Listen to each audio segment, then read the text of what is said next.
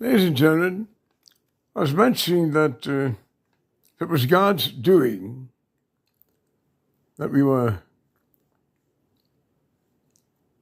being made and came about. Then God had in mind to create a special creation, mankind, that God would cherish.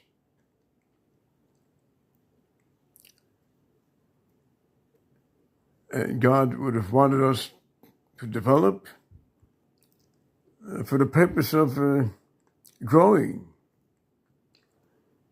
If it was through God that we came about through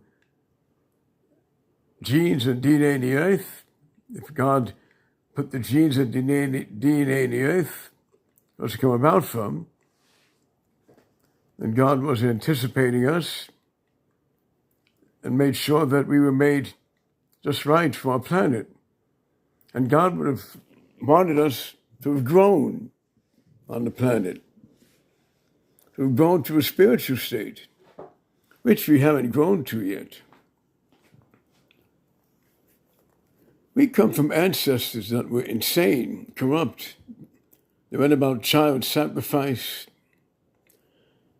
They worshipped bits of stone and bits of wood, thinking they would prosper. They had insane practices. We've come a long ways since our ancestors. We've grown, but we're still growing.